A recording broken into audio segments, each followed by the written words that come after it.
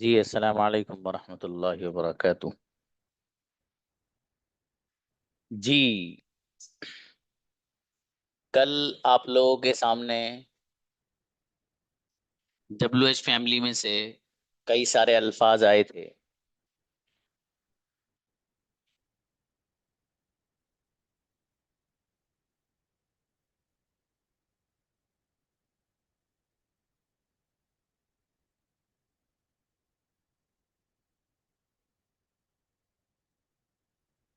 सबसे लास्ट में आपको बताया था हाउ मैनी और हाउ मच के बारे में। हाउ मैनी जो हम लेके आते हैं वो उन चीजों के लिए लाते हैं कि जो काउंटेबल होती हैं, काबिले शुमार होती हैं, जिनको गिना जा सकता है।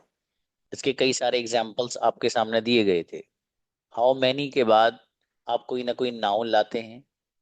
जैसे हाउ मैनी का ट्रांसलेशन है कितने। अब कोई चीज तो होगी जो जितनी होगी, तो हाउ मैनी के बाद आप फौरन वो रखेंगे। जैसे कितने कलम, तो हाउ मैनी पेन्स। इन्हें प्लूरल लाना है आपको। हाउ मैनी के बाद जो लफ्ज आप लाएंगे वो, उसमें दो चीजों का पाया जाना जरूरी है। पहली ये है कि वो चीज उन चीजों में से हो जिसको गिना जा सकता हो, एक बात। दूसरी बात ये थी कि वो प्लूरल फॉर्म में होनी चाहिए, जमा में होनी चाहिए वो, ठीक है। सिंगुलर और वाहिद नहीं चलेगा। तो जैसे how many mobiles do you have, how many cars do you have, how many spectacles do you have, how many watches do you have, how many laptops do you have. आगे बात आई थी how much की। तो how much को जो इस्तेमाल किया जाता है वो उन चीजों के लिए किया जाता है जो अनकाउंटेबल हो, जिनको गिना ना जा सकता हो। जैसे कि उसकी मिसाल मैंने बताया था, जितनी भी लिक्विड चीजें हैं वो सारी की सारी अनकाउंटेबल में शुमार होती हैं, ठीक है। और बहुत सारे आपको मिल जाएंगी। सिर्फ खुलासे के तौर पर इतनी सी बात जहन में रखिएगा। अब यहाँ एक सवाल पैदा होता है, वो जरा ध्यान से सुनना है आपको। क्या सवाल पैदा होता है? सवाल ये है कि सर आपने अभी हमें ये बताया है कि हाउ मच का जो लफ्ज है हम उन चीजों के लिए लाते हैं जिनको गिना नहीं जा सकता, जो अनकाउंटेबल होती हैं, जो शुमार नहीं की जा सकती। तो यहां तक तो हमारे बात समझ में आई। लेकिन सब जब हाउ मच अनकाउंटेबल चीजों के लिए आता है, तो फिर हम जब मार्केट में दुकान पर जाते हैं तो वहां पर हम दुकानदार से किसी चीज की तरफ इशारा कर कर उसकी कीमत को जब हम मालूम करते हैं, तो हम लफ्ज इस्तेमाल करते हैं वहां पर हाउ मच। दुकान पे जाके क्या कहते हैं हम? How much is it. इस तरह के लफ्ज इस्तेमाल किया जाता है। अच्छा, जाहिर है जिस चीज की तरफ इशारा किया जा रहा है दुकान पर, उसकी कोई कीमत तो होगी, उसके कुछ पैसे होंगे, उसकी कोई रकम होगी। कोई 100 रुपए की होगी, कोई 200 की होगी, कोई 500 रुपए की होगी, ठीक है। तो जिस चीज की तरफ हम इशारा कर रहे हैं उसकी एक कीमत 500 रुपए, 200, 300, 400। तो ये जो रकम है, इस रकम की तरफ इशारा कर रहे हैं हम हाउ मच के जरिए। तो ये सही कैसे हो रहा है सर? यहाँ तो हाउ मैनी लाना चाहिए, क्योंकि जिस रकम की तरफ हम इशारा कर रहे हैं, चीज की तरफ, जिसकी वैल्यू फॉर एग्जाम्पल 100 रुपए, 200 रुपए है, तो असल इशारा तो वो रकम की तरफ है ना, वो 100, 200 रुपए जो है वो तो काउंटेबल है। तो फिर हाउ मच वहां क्यों लेके आते हैं? एक सवाल है। और शायद मुझसे किसी बच्चे ने मालूम भी किया था, मैंने उनको वहां जवाब दिया था, हल्का फुल्का सा दिया था। मैंने उनको कहा था कि मैं डिटेल में आपको एक क्लास में बताऊंगा। देखिएगा जरा ध्यान से सुनना। तो ये अगर दो लफ्ज हैं, एक लफ्ज है मनी और एक लफ्ज है फॉर एग्जाम्पल आपकी जो इंडिया के पैसे हैं, रुपीज। दो लफ्ज हैं अलग अलग, एक है मनी,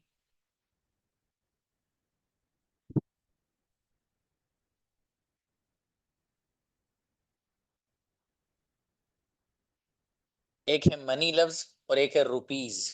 ये दो लफ्ज हैं अलग अलग। ध्यान से सुनना, ये समझ में आ गया तो सवाल का जवाब समझ में आ गया।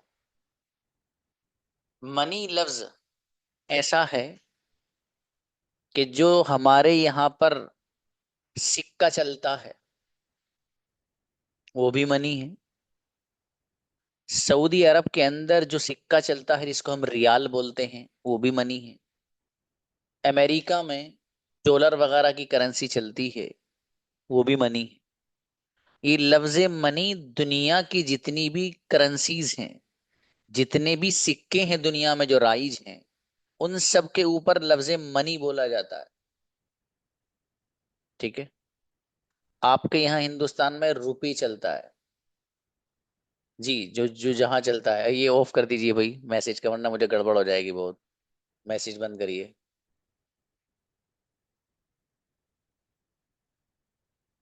हम्म। अब आप सवाल लिख लो, बाद में पूछना एक साथ। दुनिया में जितनी भी करेंसियां हैं मुख्तलिफ ममालिक में जो चलती हैं अलग अलग, वो उसके लिए लफ्ज इस्तेमाल होता है मनी। और ये जो रुपीज है, ये रुपीज लफ्ज इस्तेमाल होता है उस करेंसी के लिए जो इंडिया में और हिंदुस्तान में चलती है। सऊदी अरबिया में अगर आप रुपीज का लफ्ज इस्तेमाल करें किसी सऊदी से आप कहेंगे, तो वो उसको ये लफ्ज जब आप इस्तेमाल करेंगे तो वो थोड़ा सा हंसेगा। क्यों? इसलिए कि वहां रियाल चलता है, रुपीज नहीं चलते हैं भाई साहब वहां पर। या अमेरिका में आप जाएंगे तो वहां डॉलर चलता है, फॉर एग्जाम्पल। तो ये जो मुख्तलिफ ममालिक में मुख्तलिफ करेंसियां हैं, जैसे हिंदुस्तान में रुपी, अमेरिका में डॉलर, सऊदी अरब में रियाल, तो ये मुख्तलिफ अलग अलग कंट्रियों में चलने वाले जो सिक्के हैं, ये तो काउंटेबल हैं। लेकिन लफ्ज मनी जो है, इसको अंग्रेजों ने अनकाउंटेबल माना है। क्या माना है इस लफ्ज को? अनकाउंटेबल।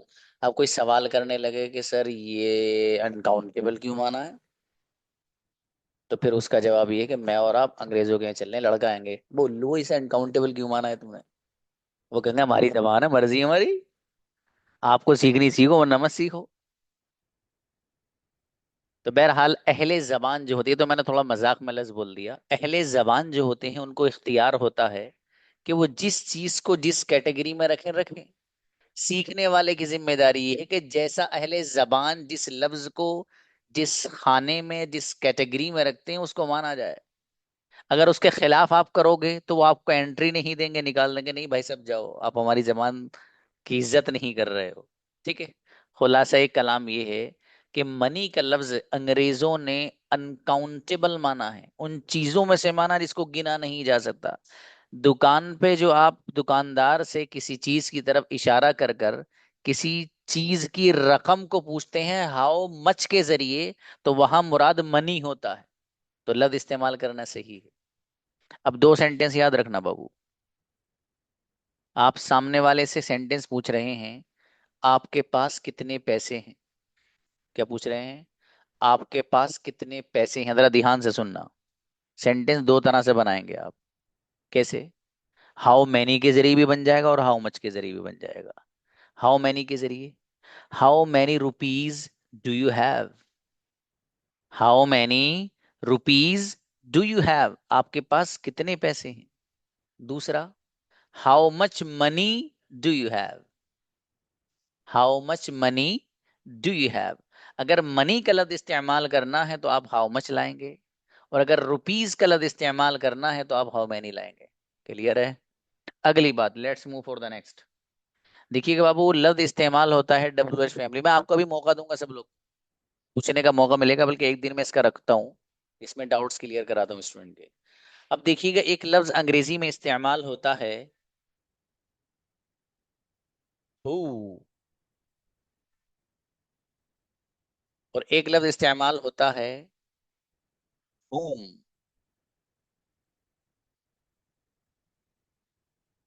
ये दो लफ्ज हैं अलग अलग,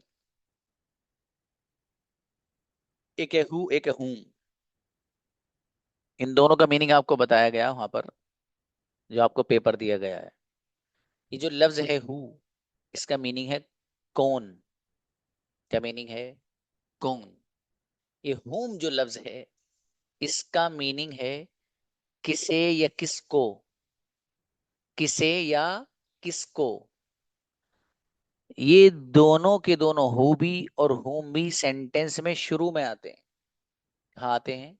सेंटेंस में शुरू में आएंगे दोनों, हु भी शुरू में आएगा और whom भी शुरू में आएगा। दोनों में फर्क क्या है?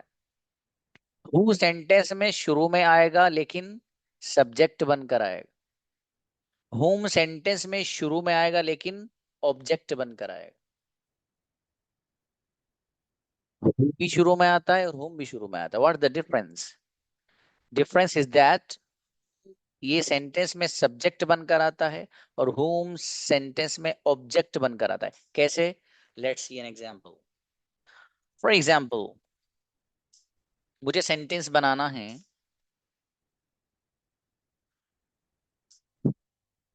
आपको कौन पसंद करता है। फॉर एग्जांपल, तो आप सेंटेंस बनाएंगे, who likes you. Who likes you, कौन पसंद करता है यू आपको। कौन पसंद करता है आपको। इस सेंटेंस में पसंद करने वाला कौन है? हु। क्या है? हु। और सेंटेंस में जो करने वाला होता है किसी भी काम को, वही तो सब्जेक्ट होता है ना। ये बताया जा चुका आपको पहले। तो हु लाइक्स यू, कौन पसंद करता है आपको। तो पसंद करने वाला कौन है यहाँ पर? हु क्या हुआ? सब्जेक्ट। इसी को बताया अभी कि हु सेंटेंस के शुरू में आएगा और क्या बनकर आएगा? सब्जेक्ट बनकर आएगा। क्लियर है? अगली बात, ये जो हुम है, ये सेंटेंस में शुरू में आएगा लेकिन ऑब्जेक्ट बनकर आएगा। कैसे? कैसे आएगा? देखिएगा।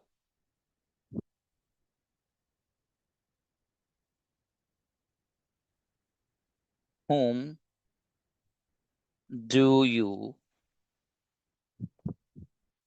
like? whom do you like? आप या तुम किसको लाइक पसंद करते हो। तुम किसको पसंद करते हो या तुम किसे पसंद करते हो। इस सेंटेंस में पसंद करने वाला कौन है? यू। यानी तुम किसे पसंद करते हो, यह ऑब्जेक्ट यहाँ पर क्या है? ऑब्जेक्ट। लेकिन आज शुरू में रहा है। क्लियर है? अब जरा इस पर सेंटेंसेस बना लीजिए, बात मजीद क्लियर हो जाएगी। हु लाइक्स यू, कौन पसंद करता है आपको। हु लाइक्स यू, कौन पसंद करता है आपको। यहाँ पर हु शुरू में आ रहा है, सब्जेक्ट बन रहा है। अगला सेंटेंस है होम डू यू लाइक, आप किसे पसंद करते हो। अब इसमें पसंद करने वाले कौन है? यू, यानी आप। तो यू सब्जेक्ट बन रहा है यहाँ पर, और होम किसे या किसको, यहाँ पर ऑब्जेक्ट बन रहा है। इस पे हम सेंटेंस बनाते हैं, कौन पढ़ाता है आपको। Who teaches you. Who teaches you, कौन पढ़ाता है आपको। जिसे आप अपनी जबान में ये बोलते हैं, आपको कौन पढ़ाता है। क्या बोलते हैं आप?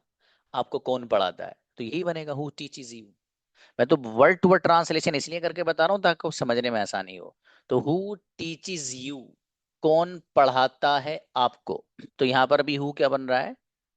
सब्जेक्ट बन रहा है। इसी सेंटेंस को उठाकर हम इस फॉर्म में लाते हैं, आप किसे पढ़ाते हैं। होम डू यू टीच, आप किसे पढ़ाते हैं या आप किसको पढ़ाते हैं। Whom do you teach. Clear है? अगली बात, आपको कौन पसंद कर, ओ सॉरी, आपसे कौन मोहब्बत करता है। Who loves you. Who loves you, कौन मोहब्बत करता है यू आपसे। इसको आप अपनी जबान में क्या बोलते हैं? आपसे कौन मोहब्बत करता है। ठीक है? तो हु लव्स यू, कौन मोहब्बत करता है आपसे। इस सेंटेंस को इस फ्रेम में रखना है आपको। आप क्या कहेंगे? आप किससे मोहब्बत करते हो। क्या सेंटेंस बनाना है? आप खुद, अब करने वाले आप हैं, आप किससे मोहब्बत करते हो। Whom do you love. Whom do you love, या आप किसको चाहते हैं। Whom do you love, for example. जी, हंसी का सिंबल आ रहा है इस लफ्ज पे।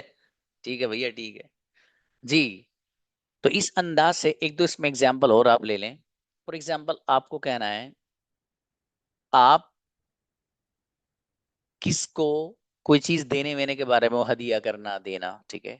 तो उसके लिए लफ्ज इस्तेमाल होता है गिव, देने के लिए। तो कौन देता है आपको, तो सेंटेंस बन जाएगा who gives you. Who gives you, कौन देता है आपको। इसको आप अपनी जबान में इस तरह भी कहते हैं, आपको कौन देता है, ठीक है। तो कौन देता है आपको, इस सेंटेंस को इस फ्रेम में रखना है। आप किसे देते हैं या आप किसको देते हैं। Whom do you give, home do you give. Clear है, इसमें कुछ भी नहीं। ठीक है मेरे भाई, let's move for the next one. आगे दो लफ्ज इस्तेमाल होने जा रहे हैं, क्या है वो। एक लफ्ज है विच, विच, और एक लफ्ज है मेरे अजीज होम। सॉरी, होम नहीं, होम तो हो गया।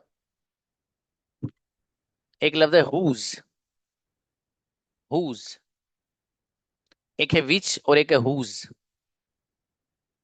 विच का मीनिंग आपको वहां पढ़ाया गया है कौन सा। क्या पढ़ाया आपने, विच का मीनिंग कौन सा, ठीक है। हुज, हुज जो लफ्ज है इसका मीनिंग है किसका। उसका मीनिंग क्या है, किसका।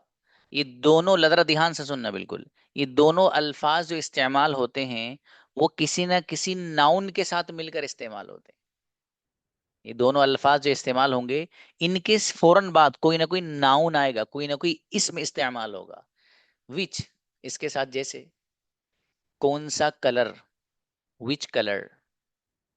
कौन सा लड़का, विच बॉय। कौन सी लड़की, विच गर्ल। कौन से टीचर, विच टीचर। कौन सा स्कूल, विच स्कूल। कौन सी यूनिवर्सिटी, विच यूनिवर्सिटी। कौन सी किताब, विच बुक। कौन सा कलम, विच पेन। आई बात समझ में। तो विच का जो इस्तेमाल, हम अभी एग्जांपल दूंगा इसका। विच का जो हम इस्तेमाल करते हैं वो किसी ना किसी नाउन के साथ करते हैं, ठीक है बाबू। इसी तरीके से हुज को भी आप जब इस्तेमाल करते हैं तो इसके साथ कोई ना कोई नाउन आप लेकर के आते हैं। जैसे किसका कलम, हुज पेन। किसकी कार, हुज कार। किसका लैपटॉप, हुज लैपटॉप। किसकी क्लास, हुज क्लास। किसका अंदाज, हुज वे। किसका मोबाइल, विच हुज मोबाइल। किसका कमरा, हुज रूम। समझ में आ रहा है बाबू। इस तरीके से इस्तेमाल करते हैं तो विच के साथ भी कोई ना कोई नाउन लाता है, और इसी तरीके से हुज के साथ भी कोई ना कोई साथ में आप नाउन लाएंगे। अब इन पे सेंटेंस बनाकर देख लेते हैं, आसान है, देखिएगा कुछ नहीं है इसमें। देखिए मेरे अजीज, विच फॉर एग्जाम्पल, वही सेंटेंस जो मैंने आपके सामने पहले बोला था, मैं उसी को यहाँ पर लिख दे देता हूँ। मुझे कहना है कौन सा रंग, तो मैं उसकी अंग्रेजी को इस तरीके से बनाऊंगा, which colour, which colour do you like, for example, which color do you like, which color do you like। color की दो स्पेलिंग है बच्चों। which color do you like, कौन सा कलर। अब देखिए यहाँ पर क्या किया गया है, यहाँ हुआ ये है कि इस which के साथ एक नाउन रखा गया है यहाँ पर, which color, कौन सा colour. which color do you like, आप कौन सा कलर पसंद करते हैं। आप कौन सी डिश पसंद करते हैं, which dish do you like। आप कौन सी बिरयानी पसंद करते हैं। There are so many categories of biryani ना। कोई हैदराबादी है, कोई मुरादाबादी है, और कोई मसाले वाली है भैया, कोई गैर मसाले वाली है, कोई सादी है, बहुत सारी माशाल्लाह। तो आप कह सकते हैं कि भाई आप कौन सी बिरयानी पसंद करते हो भाई। तो आप कह सकते हैं which biryani do you like. आप कौन सी किताब पसंद करते हैं, which book do you like.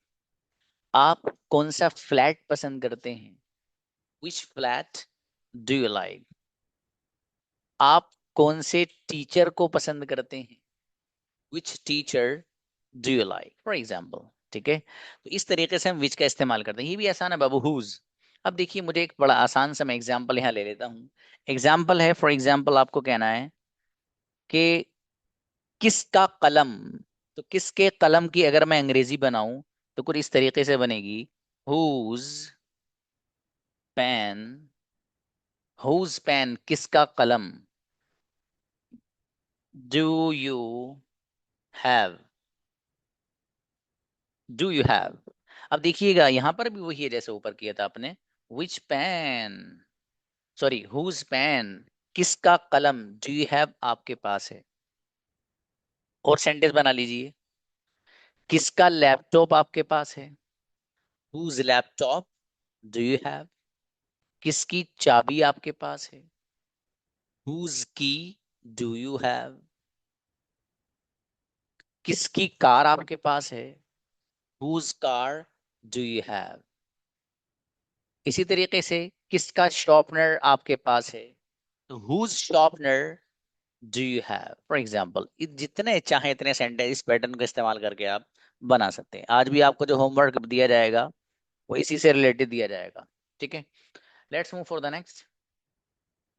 जी, अब देखिएगा एक लफ्ज इस्तेमाल होता है किसके साथ। किसके साथ के लिए एक लफ्ज इस्तेमाल होता है, विद होम। क्या होता है मेरे दोस्त, विद होम, किसके साथ।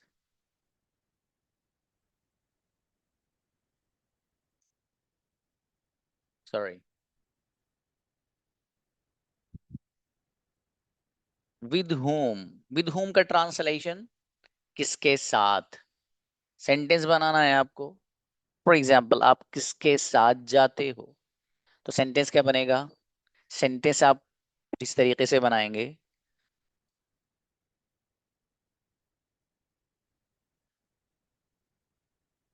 With whom do you go. With whom do you go, तुम किसके साथ जाते हो। तुम किसके साथ आते हो, with whom do you come. तुम किसके साथ खेलते हो, with whom do you play. तुम किसके साथ बैठते हो, with whom do you sit. तुम किसके साथ खाते हो, with whom do you eat. तुम किसके साथ जाते हो, with whom do you go. तुम किसके साथ जाना चाहते हो, वांट बढ़ा दो, with whom do you want to गो।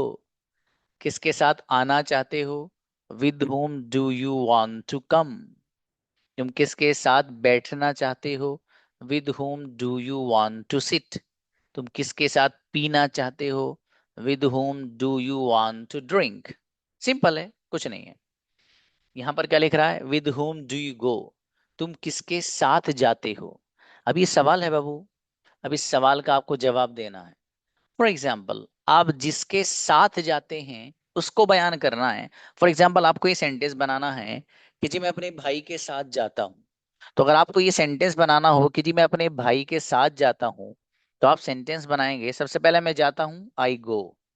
ठीक है जी, किसके साथ जाते हो, तो उसको विद के जरिए लाएंगे आप, किसके, with. For example I go with my brother, my brother. I go with my brother, I go मैं जाता हूँ, विद साथ, माई ब्रदर अपने भाई के। तो मैं जाता हूँ अपने भाई के साथ। ये जो विद है यहाँ पर, इस विद का ट्रांसलेशन करेंगे बाबू साथ। तो मैं जाता हूँ अपने भाई के साथ। अब देखिएगा विद से दो चार एग्जाम्पल और बना लीजिए। मैं खेलता हूँ अपने भाई के साथ, I play with my brother. मैं अपने भाई के साथ बैठता हूँ, I sit with my brother. मैं अपने भाई के साथ सोता हूँ, I sleep with my brother. अच्छा, ब्रदर की जगह कुछ और भी ला सकते हैं आप। फॉर एग्जाम्पल आपको कहना है कि मैं अपने दोस्त के साथ खेलता हूँ, तो आप कहेंगे I play with my friend, I play with my friend. अब आपको ये कहना है कि मैं अपने वालिद साहब के साथ खाता हूँ, मैं अपने फादर के साथ खाता हूँ, तो आप कहेंगे आई ईट विद माई फादर। आपको कहना है कि मैं अपने टीचर के साथ लिखता हूं, तो आप कह सकते हैं आई राइट विद माई टीचर। तो जिसके भी साथ आपको बताना हो तो विद के बाद रख दीजिए, सेंटेंस बनता चला जाएगा। ठीक है बाबू। अच्छा, सेंटेंस ऊपर क्या था, with whom do you go. With home का तर्जमा अभी बताया आपको, किसके साथ। डू यू गो, तुम जाते हो। तो पूरे का तर्जमा और ट्रांसलेशन होगा, आप किसके साथ जाते हो या तुम किसके साथ जाते हो। ठीक है, ये सवाल है। इस सवाल का जवाब दिया गया, अगर आप किसी के साथ जाते हैं तब क्या। For example, I go with my brother, मैं अपने भाई के साथ जाता हूँ। अगर आप किसी के साथ नहीं जाते, मसलन आप तन्हा जाते हैं, आप कैसे जाते हैं, तन्हा और अकेले जाते हैं, तो आप फिर सेंटेंस कुछ इस तरीके से फ्रेम करेंगे। आप कहेंगे, बल्कि इधर लिख देता हूं, आप कहेंगे मैं जाता हूं, सबसे पहले आई गो। ठीक है जी, मैं जाता हूं। अब चूंकि मैं तन्हा और अकेला जाता हूं, तो उसके लिए लफ्ज इस्तेमाल होता है तन्हा के लिए अलोन। इस्तेमाल होता है मेरे अजीज, अलोन। आई गो अलोन, मैं अकेला जाता हूं। आई गो अलोन, मैं अकेला जाता हूं।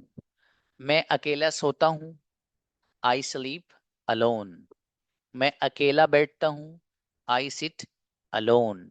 मैं अकेला खाता हूँ, आई ईट अलोन। मैं अकेला पढ़ता हूँ, आई स्टडी अलोन। समझ में आ रहा है। इस तरीके से आपको बताना है। ठीक है, अब देखिए विद होम भी आपके सामने आ गया। ठीक है, और इसके जो जवाब आपको देने थे वो भी यहाँ पर आ गए। आई गो विद माई ब्रदर, अगर किसी के साथ जाते हो, जाहिर है किसी के साथ नहीं जाते हो तो आप अकेले जाते होंगे, तो आप कहेंगे आई गो अलोन। और अगर आपको ये कहना है कि मैं किसी के साथ नहीं जाता हूं, तो सबसे पहले अंग्रेजी बनाओ, मैं नहीं जाता हूं, आई डोंट गो। अब किसी के साथ नहीं जाते हो ना, तो I don't go with anyone. क्या बनाएंगे, मैं लिख देता हूं, इसको भी देखिएगा।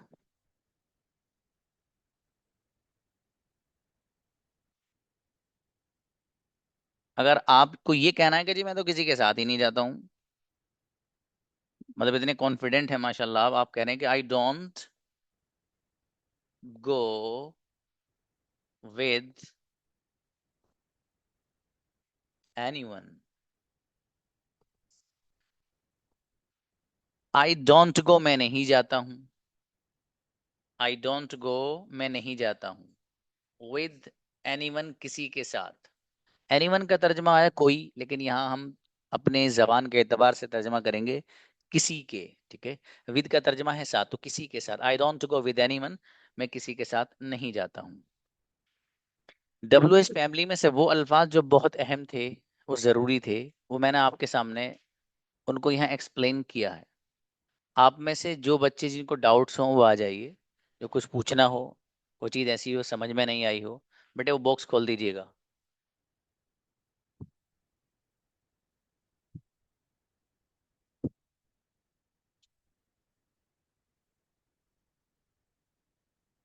इनवाइट।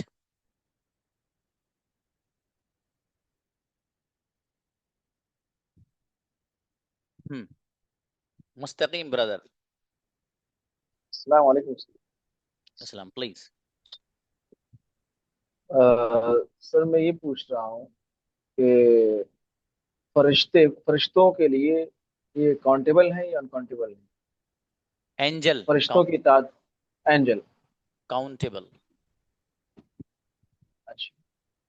हाँ, इसमें बाबू ये है, अंग्रेजों का कहना ये है कि जिस लफ्ज में गिनती लग जाए तो वो काउंटेबल है, इसलिए उसके साथ गिनती लग रही है। हम गिन सकते हैं एक फरिश्ता, दो फरिश्ते, वो अलग बात है कि अल्लाह पाक की तरफ से उनकी कुछ तादाद मुतय्यन नहीं है ना, वो हमारा ईमान का मसला है। लेकिन अंग्रेजों के नुक्ता नज़र से, चूंकि इसमें काउंटिंग आ रही है एक दो तीन, तो वो लोग ये कहते हैं कि जब एक दो तीन काउंटिंग आ गई तो बस उनके यहाँ वो काउंटेबल है। Thank you. ओके, बेहतर। नेक्स्ट, अब्दुल्ला आइए।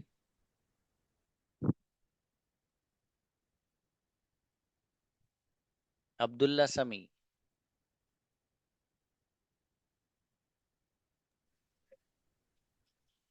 सर ग्रुप के लिंक का इश्यू हो जाता है। सॉरी। ग्रुप का ये क्लास का लिंक आता है ना सर, वो आप नहीं भेजते हैं, कोई और भेजता है, वो बार बार उसको क्लिक करते ओपन नहीं होता रहता। हम्म। मैं फिर रोज अच्छा। क्लास स्टार्ट होता है ना सर, तो रोज टाइम पे लिंक आप भेजते हैं तो सही रहता है, नहीं भेजते हैं तो कोई और भेजता है तो ओपन नहीं होता है मेरे से। हाँ बाबू, वो जो लिंक है ना, उसको आप सेव कर लेना, वो 6 महीने वही चलेगा, एक रोज ही वही रोजाना। चलेगा सर? हाँ, रोजाना अलग नहीं आएगा, वही चलेगा बस एक, ठीक है। उसे सेव कर लेना। जी कासिम प्लीज नेक्स्ट। सलामकुम सर। सलाम जी बाबू। सलाम। एक बात मालूम करनी थी सर, जैसे आपने सेंटेंस बनवाया do you have a laptop, तो इसका एक तर्जुमा ये करवाया आपने आपके पास लैपटॉप है। तो do you have a laptop हवा के बाद जो ए आ रहा है, तो हमने सुना है कि इसका तर्जुमा एक का होता है कि do you have a laptop. तो आपने तर्जुमा करवाया लैपटॉप है, तो इसका तर्जुमा हम ये कर सकते हैं कि आपके पास एक लैपटॉप है या उसके लिए ए अलग से लाना पड़ेगा? बहुत अच्छा सवाल है। देखिए बाबू, अंग्रेजी जो जबान है, हम जब किसी से मालूम करते हैं, मसलन आप मुझसे मालूम करें, सर क्या आपके पास मोबाइल है, तो हमारी जो अपनी जबान है बाबू, उस जबान में कहीं पर भी हम ये लफ्ज इस्तेमाल नहीं करते कि क्या आपके पास एक मोबाइल है। हमारी जबान में सीधा सीधा बोला जाता, do you have, oh sorry, क्या आपके पास मोबाइल है। ये लफ्ज इस्तेमाल किया जाता है। लेकिन अंग्रेजों के यहाँ इस बात को जब आप बोलते हैं, तो उनके यहाँ लफ्ज आ का इस्तेमाल किया जाता है।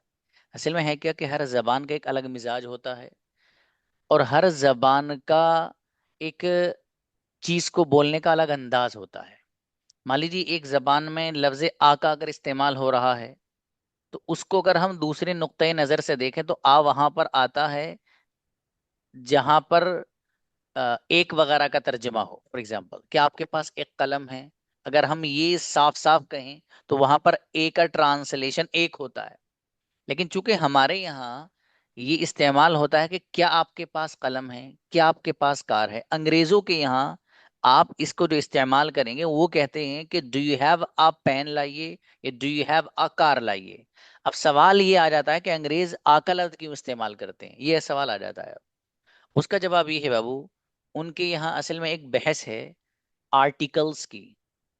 क्या है उनके यहाँ? आर्टिकल्स की एक बहस है, जिसको मेरे यहाँ ट्रांसलेशन वाली क्लास में पढ़ाया जाता है। मेरी जो ट्रांसलेशन की क्लासेस चलती हैं उसमें पढ़ाया जाता है वो। मेरी अपनी किताब है, उसमें ये सब मैंने मेंशन कर रखा है। तो ये आर्टिकल की पूरी बहस है। उसमें वो बताते हैं कि द कहाँ इस्तेमाल करना है, आ कहाँ इस्तेमाल करना है, और एन कहाँ इस्तेमाल करना है।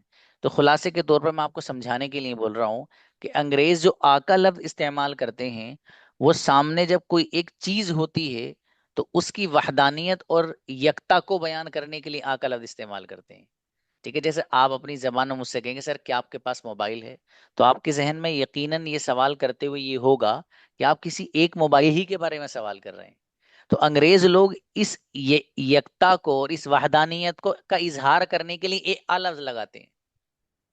तो खुलासा कलाम सर ये होगा कि सिंगुलर के साथ ए आएगा और प्लूरल के साथ ए नहीं आएगा।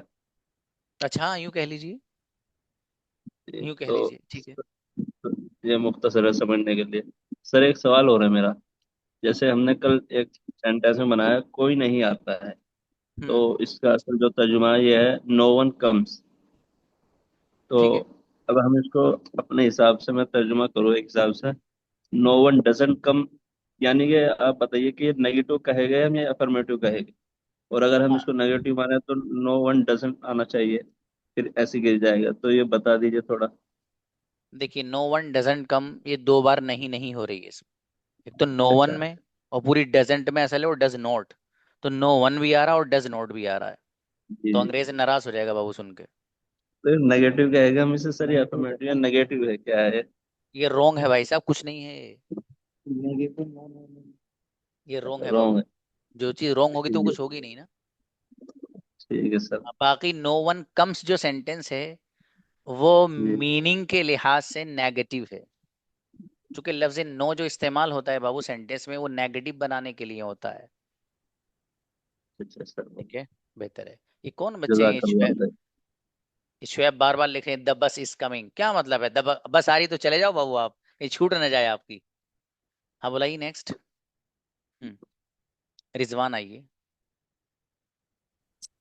सर ये मनी जो अकाउंटेबल या अकाउंटेबल है सर, दोनों ये बताए थे बट पूरा समझ नहीं पाए। अनकाउंटेबल ही होगा ना, क्योंकि इसका अनकाउंट कोई अंत नहीं है। अनकाउंटेबल बाबू। अनकाउंटेबल ही होगा ना। जी सर। बेहतर। अशरफ।